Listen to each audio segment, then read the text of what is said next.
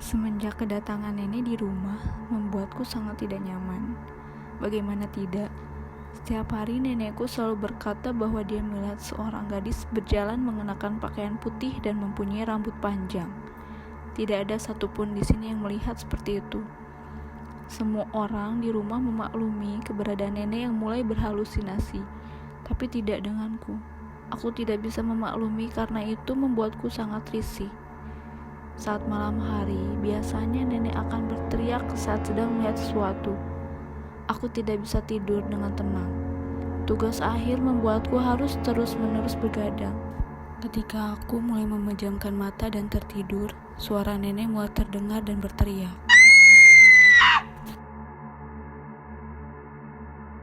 Suatu hari, aku ditugaskan oleh ibu untuk menjaga nenek. Kebetulan hari itu semua keluargaku sedang keluar kota. Suatu kebetulan yang paling menyebalkan. Aku tidak suka jika harus berada di rumah hanya dengan nenekku. Malam tiba, aku berjaga di kamar nenek. Dia hanya berbaring di atas tempat tidur. Agar dia tidak merasa bosan, orang tuaku menyediakan televisi di kamar untuknya.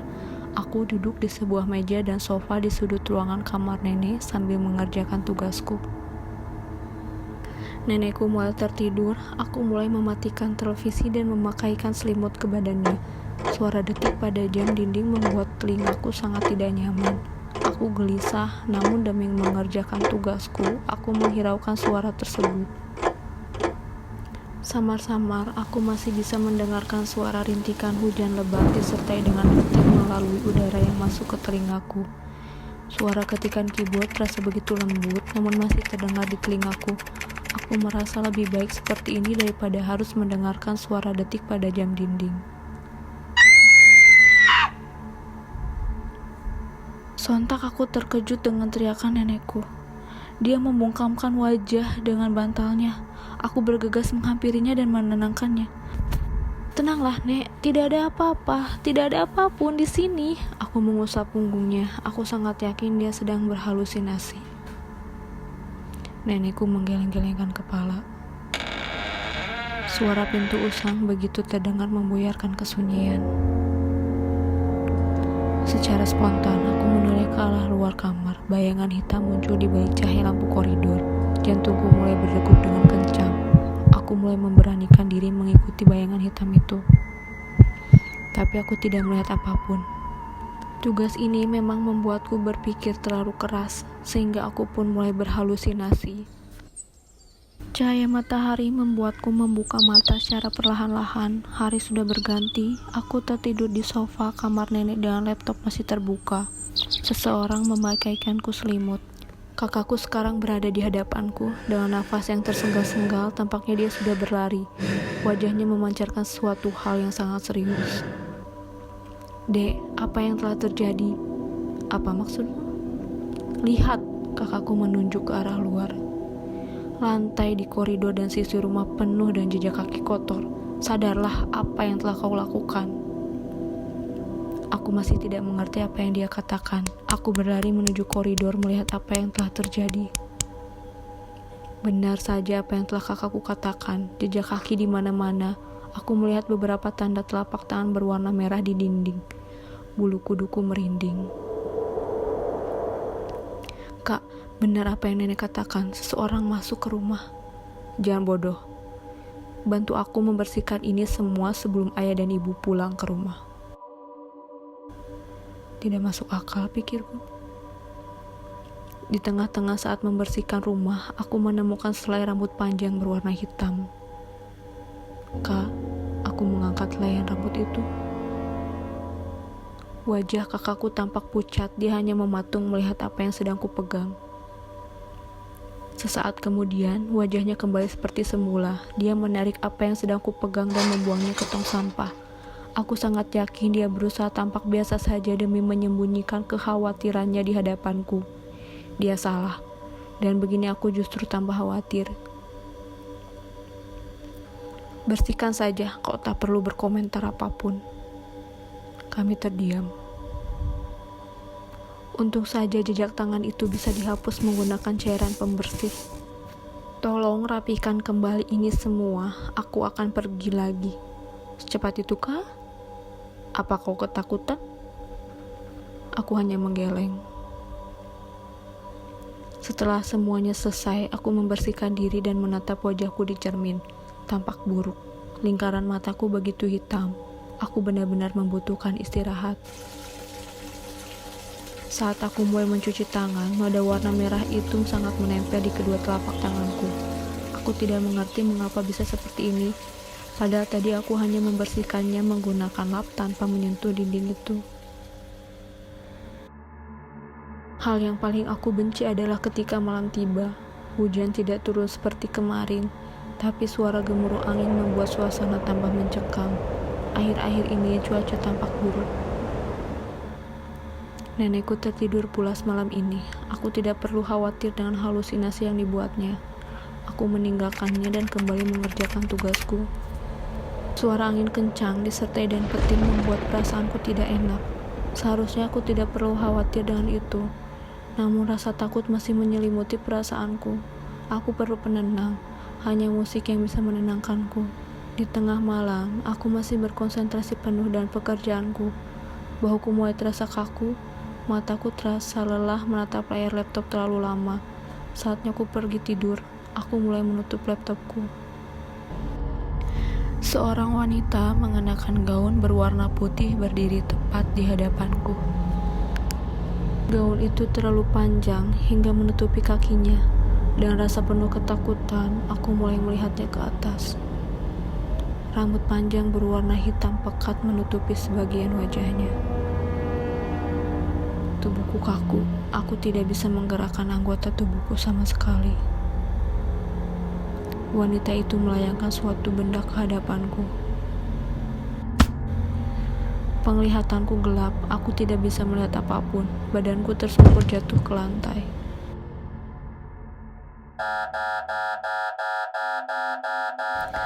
Aku terbangun di atas tempat tidur. Kepalaku terasa sakit. Rasanya aku telah bermimpi buruk semalam.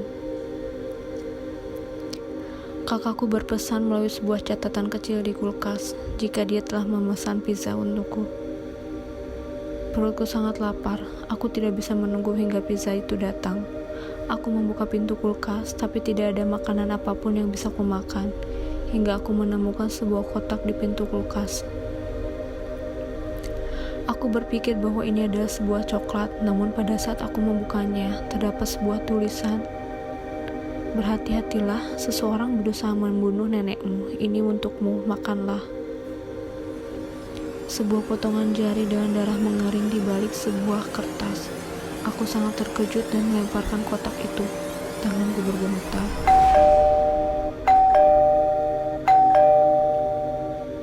Suara bel membuatku semakin terkejut. Aku membukakan pintu. Pengantar pizza telah tiba. Ketika pengantar pizza itu pergi, aku melihat seorang gadis berambut panjang di depan rumah. Dia memiliki paras yang cantik. Rambutnya bersinar terkena cahaya matahari. Dia tersenyum kepadaku dan melambaikan tangannya. Aku membalasnya. Mengapa pizza ini belum terpotong? Aku hendak mengambil pisau. Ketika aku membalikkan badan, nenekku sedang berdiri di hadapanku dengan tatapan yang sangat tajam, seperti seorang pemangsa. Kau membuatku terkejut. Ada apa, Nek? Nenekku hanya diam mematung.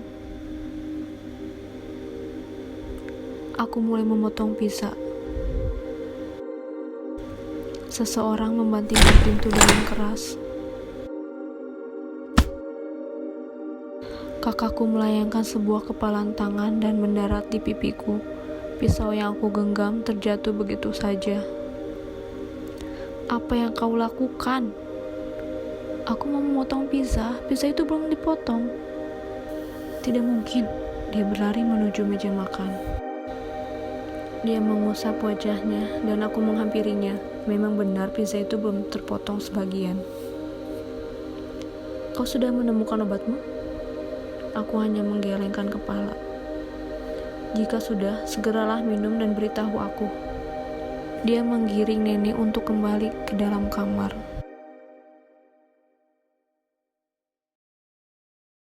Malam ini aku perlu tidur lebih cepat dari biasanya. Aku menunda semua tugasku. Rasa lelah membuat sekujur tubuhku terasa lemas. Aku berbaring dan hendak menutup mata. Tapi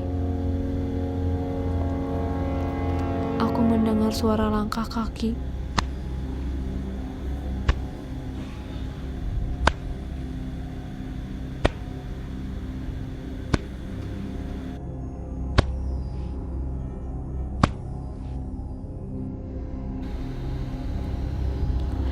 Ketakutan semakin membuat tubuhku bergemetaran. Tidak mungkin jika keluargaku pulang dalam waktu yang singkat. Kakakku pergi bekerja kembali dan dia mengatakan tidak akan pulang karena pekerjaan membuatnya harus lembur. Aku menyelinap keluar kamar dan mengambil tongkat bisbolku untuk berjaga-jaga. Aku melihat pintu kamar nenek terbuka.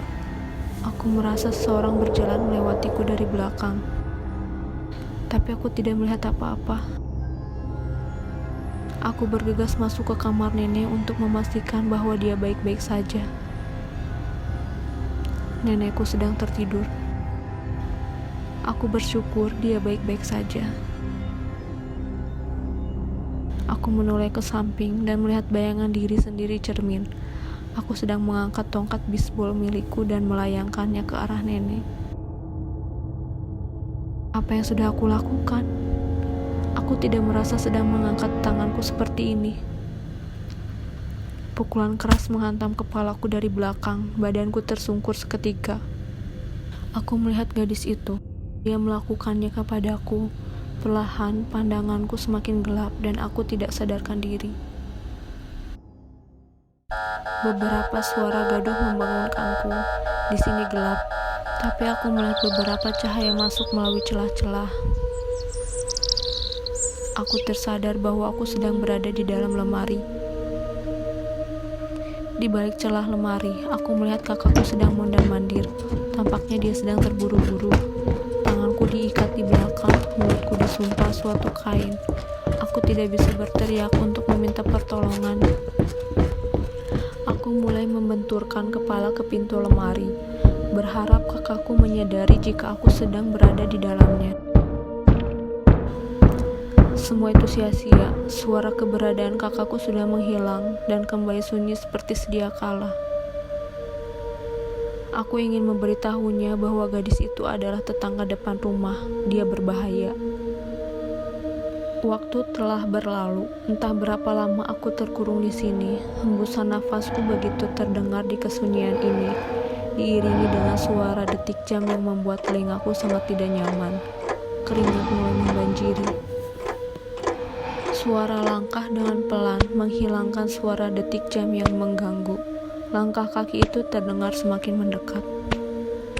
Aku mendengar seseorang berlari dengan mengendap-endap menuju ke arahku. Dia membuka pintu lemari yang terkunci di luar. Dengan nafas yang tersengal-sengal, dia mulai membuka ikatan tanganku. Maafkan aku salah sangka. Suara pintu terbuka. Gadis itu memberikan catatan kecil kepadaku, kemudian dia pergi meninggalkanku.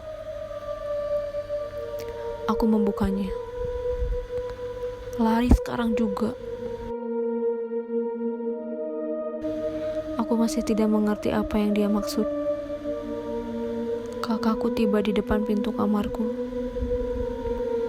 Apa yang sedang kamu lakukan? Aku menyembunyikan catatan itu di belakangku. Tidak ada apa-apa. Ada apa kau kemari? Memastikan bahwa kau baik-baik saja. Aku merasa tidak tenang. Sesuatu tampak tidak beres. Kalau begitu aku akan pergi lagi. Aku mengangguk. Ketika terdengar suara pintu tertutup dan disusul oleh suara mobil yang kemudian pergi, aku bergegas menuju kamar kakakku. Mencari sesuatu yang mungkin bisa menjadi petunjuk dari tulisan ini. Aku merasa ada sesuatu yang mengganjal. Aku menemukan kotak dalam tong sampah yang penuh dengan kertas. Ketika aku membukanya, ini adalah obat milikku. Selama ini ternyata dia yang telah menghilangkan obat milikku. Aku pergi berlari menghampiri nenekku. Aku bersyukur dia tampak baik-baik saja. Dia mengusap pipiku. Wajahmu terlalu mirip dengan kakakmu, tidak ada perbedaan. Aku tersenyum. Pakailah selimut jika kau tertidur. Jangan sampai aku yang memakaikannya lagi. Baik, Nek. Aku pergi meninggalkannya agar dia bisa beristirahat. Hujan kembali turun. Aku berusaha menelpon orang tuaku yang sedang berada di luar kota, tapi tidak pernah bisa. Ponsel yang dimiliki orang tuaku tidak ada satupun yang tersambung. Aku sudah mencobanya beberapa kali. Sial. Listrik padam. Aku tidak bisa melihat apapun. Aku menyalakan cahaya flash dari ponselku. Aku harus berjaga di kamar nenek. Suara bel terdengar begitu memaksa, diikuti suara paksaan untuk membuka pintu. Apa yang harus aku lakukan? Apakah aku harus membukakan pintu? Ataukah aku harus pergi ke kamar nenekku terlebih dahulu?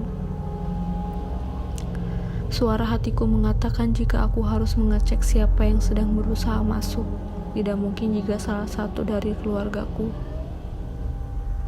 Aku membukakan pintu. Seorang gadis terjatuh dan aku berusaha menangkapnya. Pakaian yang dikenakannya penuh dengan darah. Apa yang telah terjadi? Maafkan aku. Suaranya menghilang. Aku meninggalkannya dan berlari menuju kamar nenekku. Pada saat aku menaiki tangga, suara langkah kaki terdengar dari lantai atas. Aku terdiam. Listrik kembali menyala. Aku mulai menaiki tangga. Di dalam kamar nenek, aku melihat sosok laki-laki berdiri menatap tubuh nenekku yang sedang berbaring. Dia sedang menggenggam sebuah pisau di tangan kanannya. Aku menghampirinya. Dia adalah kakakku. Pisau itu memiliki noda darah di ujungnya. Aku mencengkram kerah jaket yang dipakainya. Hei, apa yang telah kau lakukan? Nenekku terbujur kaku dan busak keluar dari mulutnya, tapi aku tidak melihat noda darah sama sekali. 2 orang telah tewas terbunuh dalam sehari.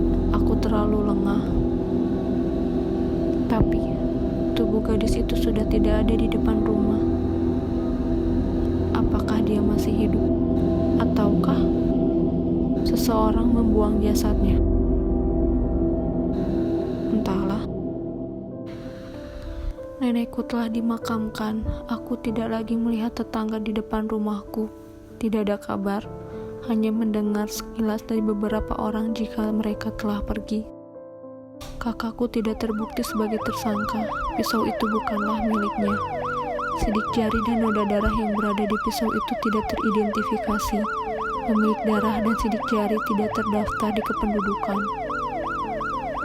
Polisi menemukan bukti bahwa nenekku sendirilah yang meminum racun itu. Sidik jarinya ditemukan di botol racun tikus dan di gelas yang diminumnya. Besar kemungkinan jika nenekku salah melihat botol yang dikira olehnya adalah air mineral.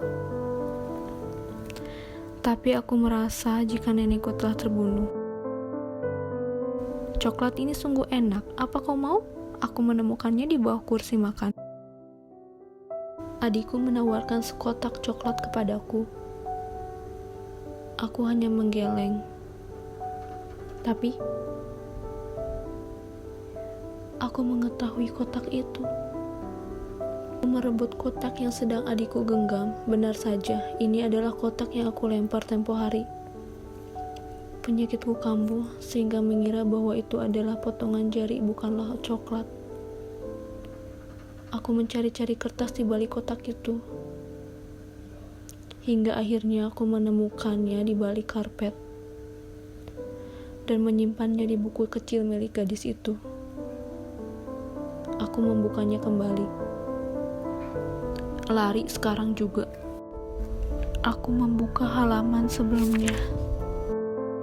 Aku sungguh mencintaimu. Maafkan aku selalu memukulmu pada saat tengah malam. Aku tidak sadar. Aku mempunyai gangguan berjalan ketika tertidur. Kumohon, jangan bunuh nenekmu. Aku tahu kau sangat kesal. Aku pun demikian. Aku kesal dan tiriku yang selalu memperkosaku. Aku ingin membunuhnya juga, tapi aku tahan. Membunuh tidak akan menyelesaikan suatu masalah. Sebaiknya kita segera pergi bersama-sama.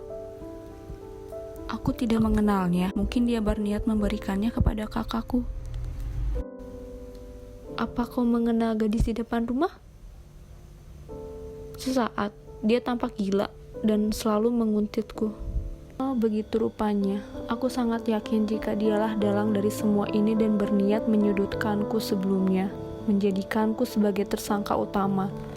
Meskipun begitu, aku akan bebas dari penjara, akan tetapi aku akan masuk ke rumah sakit jiwa karena mengidap gangguan kejiwaan. Dia benar-benar licik.